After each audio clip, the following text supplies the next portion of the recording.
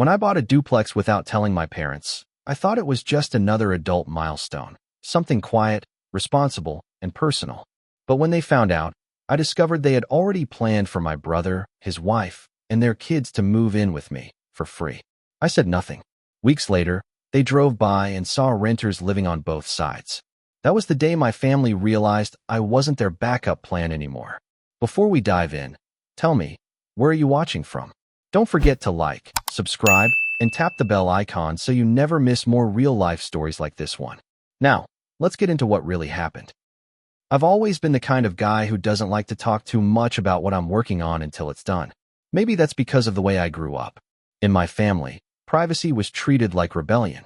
If you didn't share every detail of your life with my parents, they assumed you were hiding something, or worse, making a mistake. I'm Benjamin, 34 years old, born and raised in Oregon. I work in IT consulting, stable pay, long hours, but the kind of job that rewards you for being patient and methodical. Patience, that's always been my thing.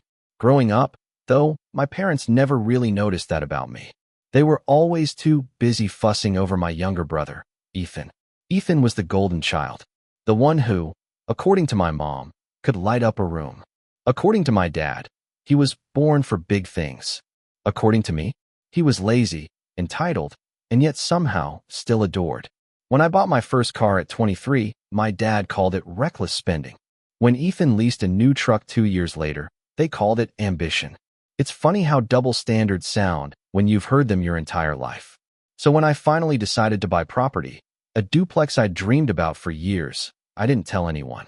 Not my parents, not Ethan, not even a single friend until the ink was dry. It started one random afternoon after work. I was scrolling through listings, half out of boredom, half out of habit. Then I saw it. A small, 2-unit duplex on a quiet street just outside Portland. The kind of place that needed a little love but had solid bones, original hardwood floors, a fenced yard, and separate entrances for both units. The price was steep but manageable, and something inside me said, this is it. I remember sitting in my car outside the property during my first visit, watching the sun go down behind the roofline. I could almost see myself there, living in one half, renting out the other, building something of my own. No roommates, no landlord, no parents weighing in on every decision. Just me, finally independent. So, I made the offer.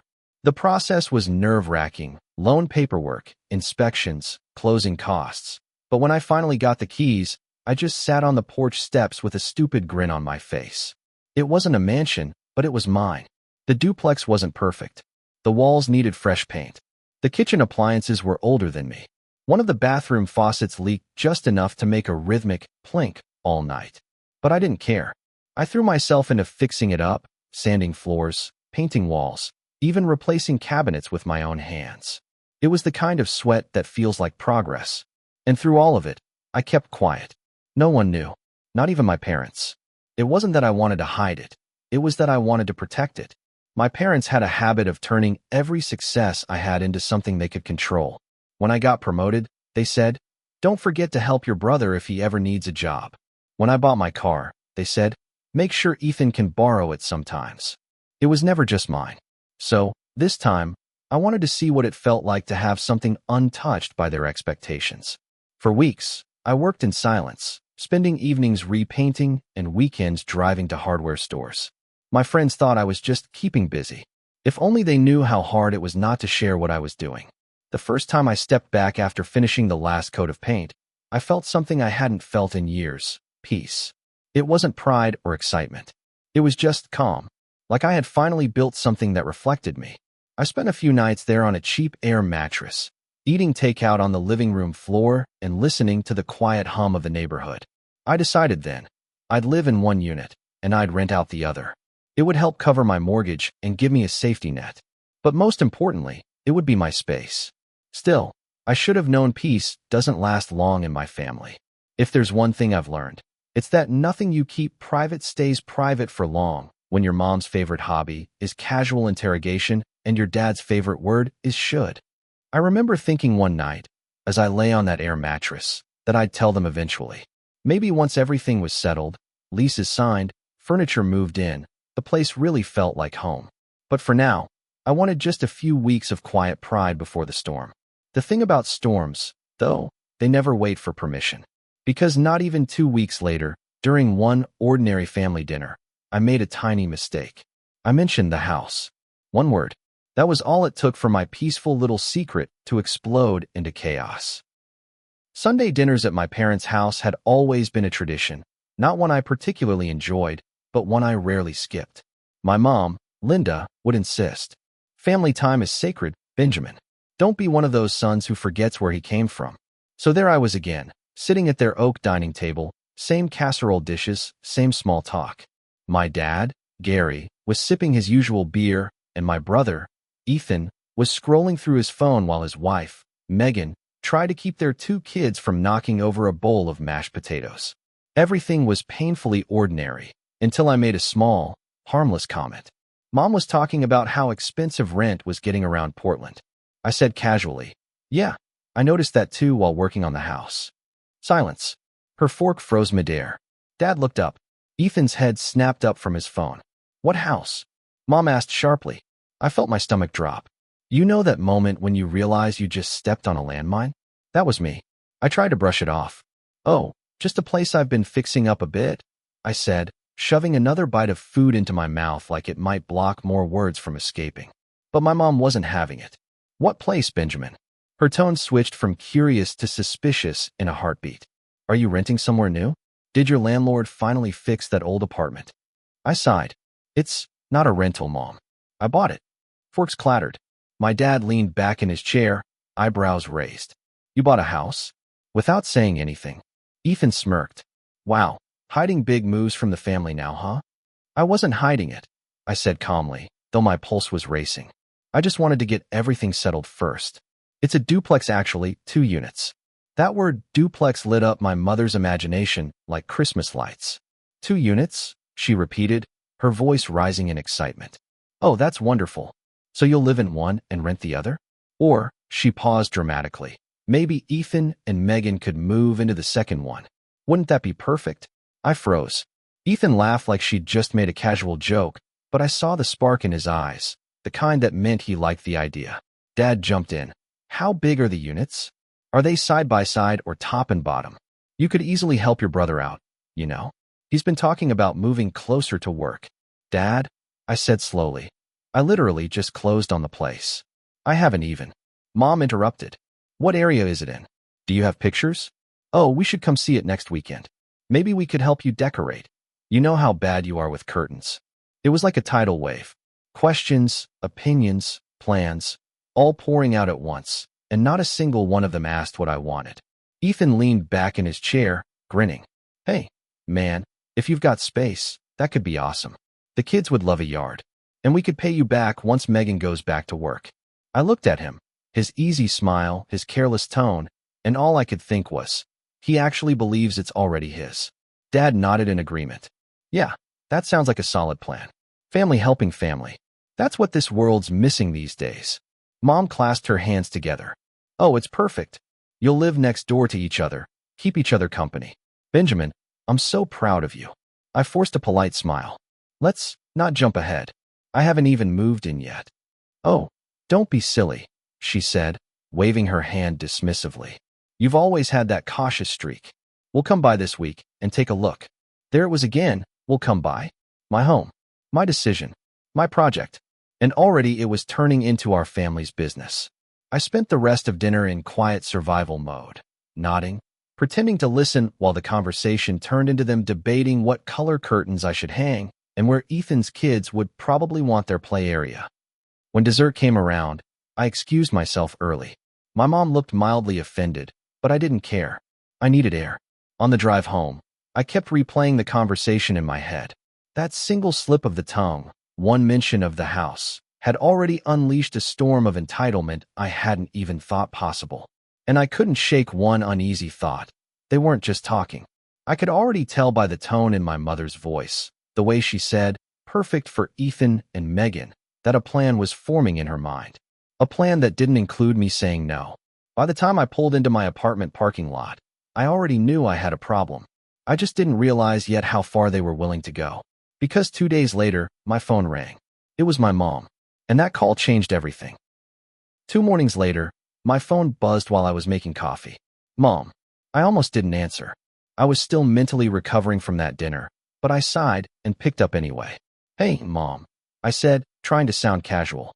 Her voice was bright, a little too cheerful, the kind of tone she used when she'd already decided something. Benjamin, your father and I were talking last night, she began. And we think it's perfect. I frowned, pouring coffee into my mug. Perfect for what? For Ethan and Megan, she said like it was the most obvious thing in the world. The duplex. It's the perfect place for them and the kids. I froze mid-step. Excuse me. She kept going, her words rushing out like she'd rehearsed this all night. They've been struggling lately. You know that, right? Rent's gone up, and the kids are getting older. That apartment of theirs is too small. You have 2 units, and family should help family. I told your father it's fate. I put my mug down slowly. You told Dad what? That we don't need to worry about Ethan anymore, she said happily. You can live in one side, and they can live in the other. That way you'll all be close, and they won't have to waste money on rent. I blinked. Wait, are you saying they'd live there for free? Of course, she said, almost offended that I'd asked. You don't need their money, Ben. You've always been responsible. You have savings, a good job. Ethan's family could really use a break. This is what good brothers do. There it was. The familiar manipulation, disguised as love. Mom, I said carefully, I haven't even moved in yet. And I haven't agreed to anything. Oh, don't be stubborn, she cut in. You've always been so independent. But this isn't about you. It's about family. Your brother needs you right now. My jaw clenched. Mom, this is my property. I bought it. I didn't buy it for Ethan. There was a pause, the kind that feels like a cold gust through the phone line. Then her tone hardened. You've always been so selfish, Benjamin. We're not asking you to give up anything. Just to share. I worked for that house, I said, my voice low. Every dollar that went into it came from me. And every dollar you ever earned came from the foundation we gave you. She snapped back. You wouldn't even be where you are without us. We supported you through college, remember that. There it was, the trump card. The old guilt debt. I exhaled slowly. So now that I bought something on my own, you think it's community property? Don't be dramatic, she said. You'll see it's the right thing. Your father and I already told Ethan he can start planning to move out of his apartment at the end of the month. My blood ran cold. You what? Oh, don't get so worked up, she said dismissively. We're just helping you both coordinate. We'll stop by this weekend to check out the duplex. I can help Megan pick paint colors. She's so excited. I just stood there in my kitchen, the phone pressed to my ear, trying to process what she'd said. They'd already promised my property to my brother. Without asking. Without even a conversation. It wasn't a suggestion anymore. It was a plan. When I finally spoke, my voice was calm. Too calm. All right, I said. We'll talk later. I have to get back to work. I hung up before she could say another word. I sat at my kitchen table for a long time, staring into my coffee as it went cold. I wasn't angry yet, just stunned. It was one thing for my parents to favor Ethan. That was the story of my life. But this was something new. This was entitlement on a whole new level. That night, as if to drive the point home, my dad texted me. Dad, proud of you for stepping up for your brother. We raised you right. I stared at the message. My thumb hovered over the keyboard. I wanted to reply, I didn't step up for anyone, but instead, I just turned my phone off. I didn't need to argue. I didn't need to explain. I'd learned a long time ago that in my family, logic doesn't win arguments, silence does. So I stayed quiet.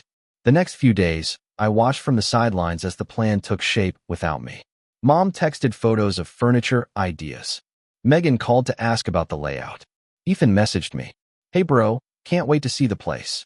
Mom said the kids can finally have their own rooms. Their confidence was surreal.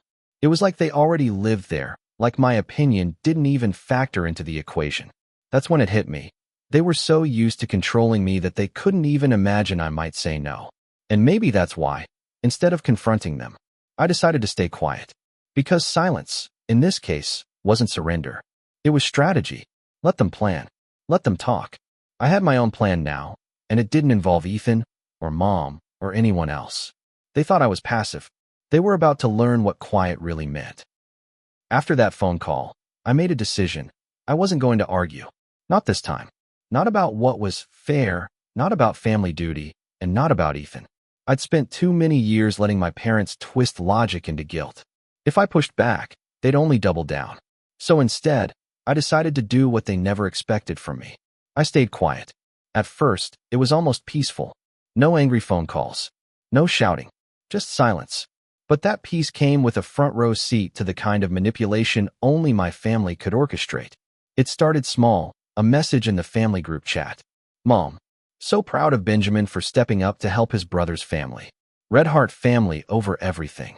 Aunt Kathy replied with a heart emoji. Uncle Don wrote, that's how it should be. You've always been the responsible one, Ben. Even my cousin Jess chimed in. Oh, that's amazing of you. You've got such a big heart. I stared at my phone, scrolling through the replies. Dozens of them. All congratulating me for something I never agreed to do. It would have been funny if it didn't make my stomach turn. Ethan texted me separately later that day. Hey man, saw Mom's message. Really appreciate it. We'll make sure to keep the place nice. Kids are excited. I didn't reply. I wanted to scream. I wanted to send screenshots of the text to the entire family and write, none of this is true. But then, I remembered something. Silence gives people space to make assumptions. And assumptions? They can be powerful weapons. So, I let them believe whatever they wanted. Meanwhile, I got to work on my own plan. I met with a property manager, discussed rental rates, and started prepping both units. One side was already finished. The other just needed new appliances and some cleaning. The irony wasn't lost on me. While my parents were telling the world that their younger son was about to move in for free, I was installing new smoke detectors and drafting rental agreements. One Saturday afternoon, I stopped by the Duplex with some paint supplies. The neighborhood was quiet. A few kids riding bikes, a guy mowing his lawn.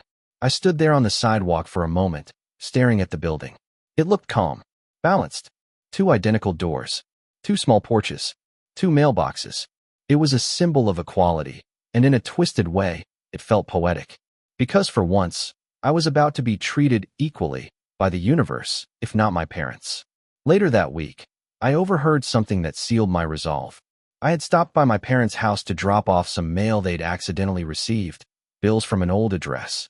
As I was walking up the porch, I heard voices from the kitchen. Mom, Ethan, don't worry about the timing. Ben already said it's fine. He's easygoing. Ethan laughed. Yeah, I figured. He's got that duplex money now. He can handle it. Dad chimed in. That's what family's for. One day, when Ben needs something, you can return the favor. They didn't see me standing by the door, my knuckles tightening around the envelope. I waited for a second, just long enough for the bitterness to settle in. Then I quietly turned around, walked back to my car, and left the mail in their box. No confrontation, no explosion, just quiet confirmation that I'd been right all along. That night, I sat in my apartment, scrolling through rental listings for comparison. I decided I'd find reliable tenants, people who would appreciate the place, pay rent on time, and respect boundaries. People who weren't related to me. I called my property manager again. Let's list both units, I said. I'll live somewhere else for now. He sounded surprised. You sure you don't want to stay in one of them? I'm sure, I replied. I need distance from certain expectations. He chuckled. Got it. I'll handle everything. Within days, the ads were live. By the end of the week, I had several interested applicants. Couples, small families, people with steady jobs and solid references. I met each of them personally, walking them through the units, explaining the upgrades, handing out applications. They were polite, respectful, professional. Not once did anyone act like they were owed something. It was refreshing, almost healing. Every night, as I drove past the duplex, I imagined my parents' faces if they ever found out what I was doing. They'd probably call it betrayal. But to me, it felt like freedom. And the best part? The more they talked behind my back, the easier my silence became. Mom kept calling less, probably assuming everything was in progress. Ethan bragged to the family about how lucky he was. Even Megan posted on Facebook about a big move coming soon. They were building castles in the air, and I was laying down the foundation for something real. I didn't need to correct them. I didn't need to warn them. Because when the truth finally hit, it would hit hard. I smiled to myself one night while signing the last lease agreement. 2 families. Both reliable. Both moving in within 3 weeks. The duplex was about to come alive, not with manipulation, but with new beginnings. And none of them belonged to my brother. My parents thought I was being quiet because I felt guilty. They had no idea that silence was the sound of strategy. The stage was set. And the reveal? Oh, that was coming soon. The first renter moved in on a sunny Saturday morning. Her name was Claire, a single mom with a 6-year-old daughter named Lily. She worked as a nurse at the local hospital, quiet, dependable, and grateful for a safe place close to work. As she signed the lease, I couldn't help but feel this strange mix of satisfaction and disbelief. Here I was, handing over the keys to my property, while my parents were still out there thinking this place was just waiting for Ethan and his family. I didn't correct them. Not yet. The second renter, Marcus, was a young guy about my age. He worked in IT, paid his deposit early, and told me he'd move in the following week. "Appreciate the opportunity, man," he said, shaking my hand firmly. "I've been trying to find something decent for months. You really helped me out." His words hit deeper than he probably realized. I was helping someone out, just not the way my parents thought I should. By the time Marcus's moving truck pulled away, both sides of the duplex were occupied. Fresh curtains in the windows. A little girl's laughter on one side. The smell of takeout noodles from the other. For the first time, the place felt alive. And I felt good, calm, grounded, like I'd finally made a decision for me, not for anyone else. A week later, I got the text I'd been waiting for. "Mom, hey sweetie, when's a good time to bring Ethan by to start moving things in? We figured this weekend could work. Dad wants to help with the furniture." I stared at the screen, heart pounding. There it was, the moment my silence would stop being peaceful and start being explosive. I typed back slowly. "Hey Mom, that won't work. The duplex is already occupied." She replied almost instantly. "Occupied? What do you mean? I rented out both units." Then came 3 dots. Then nothing. Then the phone rang. I didn't answer. A minute later, Dad called. I ignored that too. 10 minutes later, my brother Ethan called. Then Megan. My phone buzzed like a hornet's nest. I put it face down on the counter, leaned back in my chair, and exhaled. They'd find out soon enough. And they did, much sooner than I thought. That Sunday afternoon, I was at the duplex fixing a loose step on the porch when I heard the familiar rumble of my parents' SUV pulling up.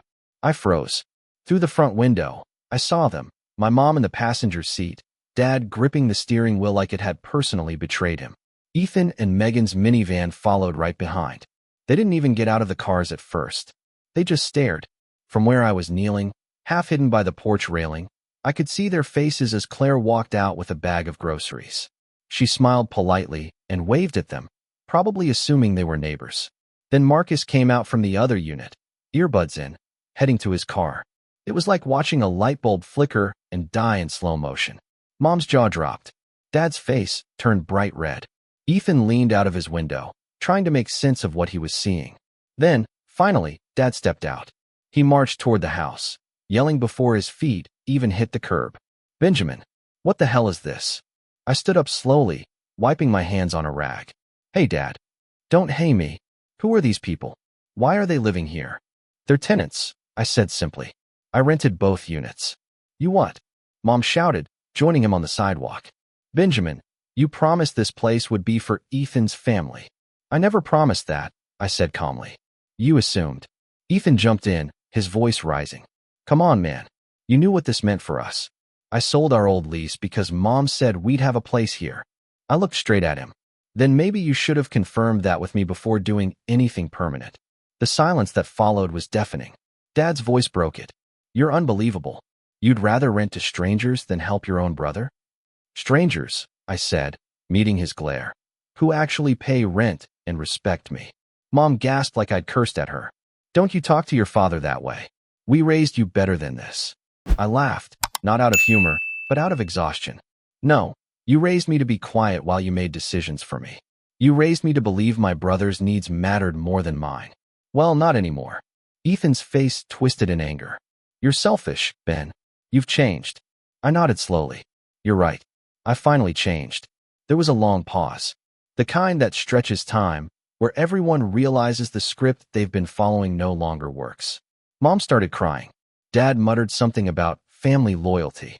Ethan just shook his head, looking betrayed. I didn't argue. I didn't apologize. Because for the first time in years, I didn't owe them an explanation. They got back in their cars, engines revving.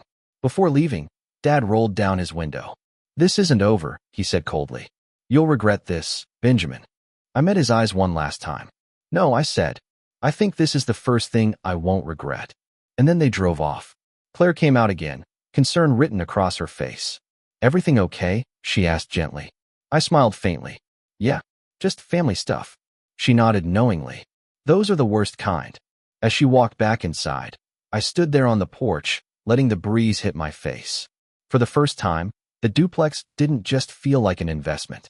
It felt like a boundary, solid, immovable, mine. And I wasn't going to let anyone take it from me. The next few days were quiet, almost too quiet. My phone, once buzzing with family group chat messages, was completely still. No texts, no calls, no passive-aggressive Facebook comments. Just silence. It was eerie at first, then strangely peaceful. But peace in my family never lasts long. By the end of the week, I started hearing the echoes. My cousin Jess texted me out of the blue. Hey, Ben, heard you and your parents had a big fight? What happened? Then a message from Aunt Kathy. Honey, I know you're under stress, but maybe you should rethink your decision. Your parents only want what's best for everyone. And then the cherry on top, a Facebook post from my mom. Sometimes, as parents, we sacrifice so much for our children, only to see selfishness and ingratitude in return. It's heartbreaking when family turns away from family.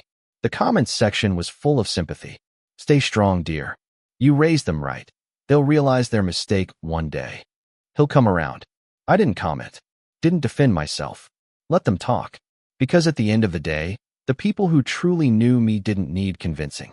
Still, it hurt. Not the gossip. I'd expected that. What hurt was realizing how easily my parents rewrote the story, how naturally they slipped into the role of the victims. They'd always been good at that. A week later, Ethan called again. This time, I answered. Ben, man, I don't get it, he said, voice tired. Why are you doing this to Mom and Dad? They're crushed. I didn't do anything to them, I said. I made a decision about my property. That's it. He sighed. You blindsided them. You blindsided me. I laughed softly, kind of like how they blindsided me when they decided you'd move in without asking. He went quiet. I continued, calmer now. Ethan, I get it. You've got a family. Things are tight. But I'm not your safety net. And I'm not theirs. He muttered. Yeah. Well, you could have helped. Family's supposed to help each other. I did help, I said. I just stopped doing it at my own expense. There was a long pause before he said, quietly, they'll never see it that way. I know, I replied. And that's okay. When the call ended, I sat there staring at the wall for a long time. I wasn't angry anymore. I wasn't even sad. I just finally accepted it. Some families aren't built on love or fairness. They're built on control. And the only way to survive is to stop playing the role they wrote for you. In the following weeks, life started to feel normal again. The duplex was running smoothly. Rent came in on time. Claire and Lily baked me cookies once as a thank you for fixing their leaky faucet. Marcus offered to mow the lawn just to help out. Every time I drove by, I saw lights on, laughter, life, the kind of energy that felt honest. Meanwhile, my parents stayed silent. Birthdays passed without calls. Family dinners came and went without invitations. I heard bits and pieces from relatives. They're disappointed. They say you've changed. They don't understand what happened. And maybe they never would. But I was okay with that. Because for the first time in my life, I wasn't walking on eggshells or waiting for approval. I was living on my own terms. One evening, a month after the confrontation, I got an unexpected visitor. I was at the duplex checking on some repairs when a car pulled up, my dad's SUV. He stepped out, slower this time. No yelling, no storm in his face. Hey, Dad, I said cautiously. He nodded, hands in his jacket pockets. Mind if I talk to you a minute? I gestured to the porch. Sure. We sat there in silence for a while, the wood creaking beneath us. Finally, he said, your mom's still upset. She thinks you don't care about family anymore. I care, I said quietly. Just not the way she wants me to. He nodded slowly. You know, your brother's been having a rough time. Lost his job again. We thought, maybe you'd offer to help. There it was again, the expectation, wrapped in guilt. I looked at him steadily. I'm sorry to hear that. But I can't fix everyone's problems. He didn't argue. He just sighed. You always were different, Ben. Independent. Guess I should have seen this coming. That's not a bad thing, I said. He looked out toward the duplex, the two identical doors, the neat yard. You did good with this place, he admitted. Didn't think you'd pull it off. Thanks, I said softly. I didn't think I would, either. He stood up, brushed off his jeans. Take care of yourself, son. I will. He paused before heading to his car. Your mom will come around eventually. I smiled faintly. Maybe, but even if she doesn't, I'll be okay. And for once, I meant it. As his car drove away, I leaned back on the porch rail, feeling the late summer air brush against my skin. I wasn't the family's backup plan anymore. I wasn't the disappointment or the safety net or the second choice. I was just Benjamin, a man who finally learned how to say no, how to build boundaries, and how to protect his peace. Freedom doesn't always come with fanfare. Sometimes, it comes in quiet moments, like the sound of rent checks sliding into an envelope, or the laughter of tenants who treat your space with respect. Sometimes, it comes when you stop seeking validation from people who'll never give it. And sometimes, it comes when you realize that doing the right thing for yourself doesn't require anyone else's permission. It's been almost 6 months since that day my parents drove by and saw renters living in what they thought was my brother's future home. Half a year since that explosion of shouting, silence, and guilt. And in that time, I've learned something about peace. It doesn't arrive in a grand, dramatic way. It sneaks in quietly, filling the empty spaces where chaos used to live. The duplex stands strong. Every time I drive by, I see Claire's little girl chasing her dog around the front yard. I see Marcus waving before heading off to work. I see normal, stable lives unfolding. No manipulation, no expectations, no emotional traps. It's become more than just an investment property to me. It's a symbol, a reminder that freedom sometimes comes with a price, but it's always worth paying. I still hear from my dad once in a while. Short calls, small talk, weather updates. The kind of conversations that keep the door open, but not wide enough for the old patterns to creep back in. My mom, not so much. Every now and then, she sends a message, usually through a relative. She says she misses you. She wishes things hadn't turned out this way, but she's never said it directly to me. And maybe that's okay. Maybe some bridges don't need to be rebuilt the same way. Because here's the truth. For the first time in my adult life, I don't feel like I owe anyone an explanation for being myself. I used to think family loyalty meant sacrificing my own comfort for theirs. That if I didn't bend over backward to help, I was being selfish.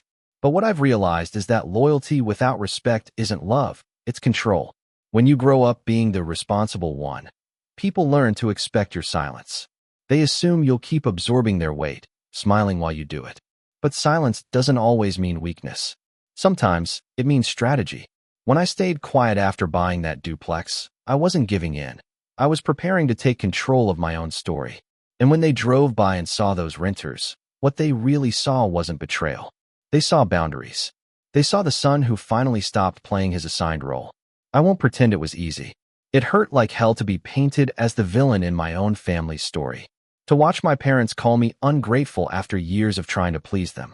But I've learned that sometimes, the peace that comes after letting go is worth every ounce of pain that comes before it. These days, I spend my weekends fixing up the duplex, painting fences, planting flowers, learning how to do things I used to pay people for. It's become therapy, in a way.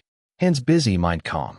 Sometimes, I'll stand on that same porch where I once faced my family, watching the sunset reflect off the windows.